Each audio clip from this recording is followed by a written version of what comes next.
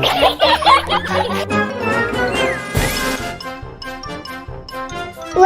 Tunes. बेटी की परवरिश। जिंदगी किसी को किस मोड़ तक ला सकती है। एक दिन कविता अपने पति से कहती है, कौन है ये बच्ची, बताते क्यों नहीं, क्यों लेकर आए हो इसे यहाँ? कविता, ये मेरी बच्ची है। माँ पापा मेरी शादी शिवानी से करने के लिए मान नहीं रहे थे, लेकिन मैं उससे बहुत प्यार करता था। अब वो इस दुनिया में नहीं है, लेकिन सन्निका की जिम्मेदारी मेरी है। इसे मैं अपने पास ही रखूंगा। कविता ये देखकर सुनकर सन्न रह जाती है। कैसी बात कर रहे हैं आप? लोग क्या कहेंगे? मैं कैसे इस बच्ची के साथ जीवन चलाऊंगी? देखिए, इसे देखकर मुझे टेंशन हो रही है। आप इसे ले जाइए यहाँ से। मेरी भी तो बेटी है, मैं उसका हक कैसे मार दूं? दिनेश कविता को किसी तरह समझा लेता है। देखो सन्निका, ये आज से तुम्हारी माँ है, इन्हें तुम्हें माँ कहना है। कविता को तो सन्निका को देखना भी गवारा नहीं है, फिर वो उसकी माँ कैसे बन पाती? और शायद दिनेश भी ये हकीकत जानता था। कुछ साल बाद देखिए, अब राधिका बड़ी हो गई है, उसके लिए किसी अच्छे घर का रिश्ता देखिए ना। शादी तो करवानी है ना? हाँ, लेकिन सन्निका उससे बड़ी है, पहले तो उसकी शादी तय करेंगे ना। जमाना जानता है कि वो एक नाजायज लड़की है, कोई उससे शादी क्यों करेगा? वैसे भी आता है क्या उसे, जो कोई उसे अपने घर की बहू बनाएगा? तभी वहाँ सन्निका आ जाती है। पापा, मुझे स्कॉलरशिप मिल गई है, आगे का सारा खर्चा यूनिवर्सिटी वाले उठाएंगे। मैं कल ही वहाँ हॉस्टल में शिफ्ट हो रही हूँ। लो, सुना दिया ना फैसला। अरे अब क्यों शिफ्ट हो रही हो? पहले ही हो जाती शिफ्ट। दुनिया में यूं कालिक तो ना होती हमारी। क्या यार कविता, एक तो खुशी की बात है कि लड़की को कुछ आगे बढ़ने पढ़ने का मौका मिल रहा है, लेकिन नहीं, तुमको तो केवल ताना मारना ही आता है। जाकर देखो शिवानी क्या कर रही है।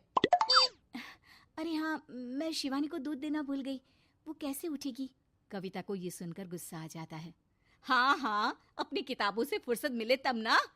मेरी बेटी ना कुछ खाए ना कुछ पिए, यही तो चाहती हो तुम।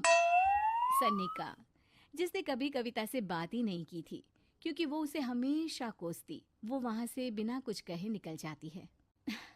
खाना तो पूरा बन गया, अब जाकर आराम से पैकिंग करती हूँ, कल वक्त से निकल जाऊंगी। देखिए जी, वैसे तो ये लड़की मुझे एक आंख पसंद नहीं, अपने कमरे में पैकिंग कर रही है। अरे मुझसे तो कभी बात भी नहीं करती। आप साफ साफ बोल दीजिए उसे कि घर से जाएगी तो सारा काम कौन करेगा?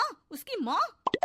माँ का नाम सुनकर सन्निका भी वहाँ आ जाती है। नहीं, वो कैसे करेंगी, वो तो मर गई है ना। उस मनहूस औरत को मेरे घर में याद करने की कोई जरूरत नहीं है, समझी? वैसे भी ना होते हुए भी तेरी शक्ल में लगता है कि वो हमारे बीच में ही है हमेशा से। तो ठीक है ना, जब जा रही हूँ तो क्यों प्रॉब्लम हो रही है आपको? सन्निका घर से निकल रही थी। कविता ना चाहते हुए भी सन्निका को रोक लेना चाहती थी, और वजह थी सिर्फ उसकी सोशल लाइफ का डिस्टर्ब हो जाना। किटी में कविता की सहेलियाँ कहती हैं, क्या बात है, तू परेशान सी लग रही है, सब ठीक तो है ना?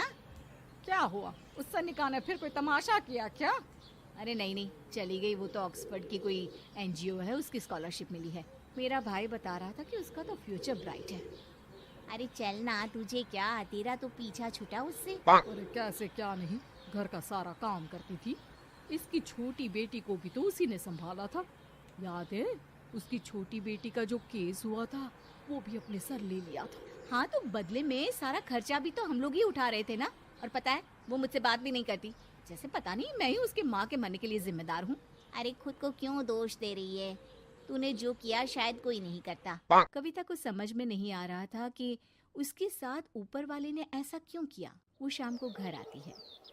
आज तो बहुत खुश होगी तुम, एक बला से छुटकारा मिला ना तुमको। बेचारी की जिंदगी नरक बना कर रखी थी। वो तो कहते हैं ना, ऊपर वाला सब देखता है। देखो, चुन लिया उसने अपना रास्ता। कविता का मन तो करता है कि वो पति को सब कुछ सुना दे, लेकिन सामने सास खड़ी होती है। ये तो है, बेचारे को खाना बनाने से लेकर घर के सारे काम करने पड़ते थे। बाहर का भी कोई काम होता तो वही देखती। अब देखते हैं घर का काम कैसे होता है। तभी कविता की बेटी उसके लिए चाय लेकर आ जाती है। लो माँ चाय। कैसी रही किट्टी? अच्छी थी बेटा, खाने में कुछ बनाया है क्या? हाँ, सन्निका दीदी जैसी ही सब्जी बना दी है, आप रोटी बना लो। और हाँ, कल मैं चली जाऊंगी इलेक्ट्रिक बिल और राशन लाने के लिए। अच्छा अच्छा, पैसे मैं दे दूंगी। सन्निका कार्ड दे गई है ना? हाँ माँ, एक कार्ड तो देकर गई है। अरे चोर नहीं थी वो, मेरे बेटे का ही खून है। पता नहीं कितना घमंड भरा है इसमें। अरे छोड़ो ना माँ, जिसको जो बनना था वो बन ही जाएगा। अच्छा माँ, कल चलना है उसके कॉलेज में, सभी पेरेंट्स को बुलाया गया है। अब कविता तो जाने से रही, तो हम ही साथ चलते हैं। हाँ बेटा, उस बिन माँ की बेटी का है ही कौन।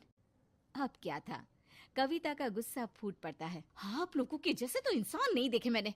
अरे मेरे सामने ही अपनी नाजायज बेटी को लाकर बिठा दिया। रोज मैं उसे देखती तो एहसास होता कि कैसे आपने मुझे इतना बड़ा धोखा दिया। जरा सोचिए तो, अगर ऐसा ही कुछ मैंने किया होता तो। अरे रहने दे, क्या नहीं किया तूने उसके बदले में।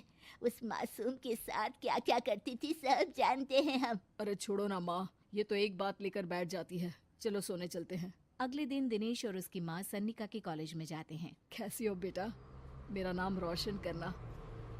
जरूर पापा। ये ले बेटा, पैसे रख ले। नहीं, वो कविता ने काट दिया है। अरे बेटा, वो माँ है तुम्हारी, उसका नाम क्यों लेती हो? अरे हटाओ भी, किया ही क्या है उसने इसके लिए, क्यों माँ बोले।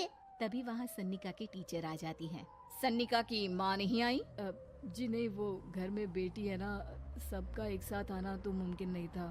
तो उन्हें भेज देते, हम सभी उनसे मिलना चाहते हैं। मानना पड़ेगा, बहुत अच्छी तरह से पाला है उन्होंने अपनी बेटी को। क्या घर का काम, क्या बाहर का। कॉन्फिडेंस तो कूट कूट कर भरा है। पैसे रुपये के लिए भी इसे किसी का मुंह नहीं देखना पड़ता। स्कूली शिक्षा भी लाजवाब है। पिता और दादी को एहसास होता है कि जिस कविता के पालन पोषण पर उन्हें हमेशा से शक रहा, वो सन्निका के भविष्य के लिए किसी वरदान जैसा साबित हुआ।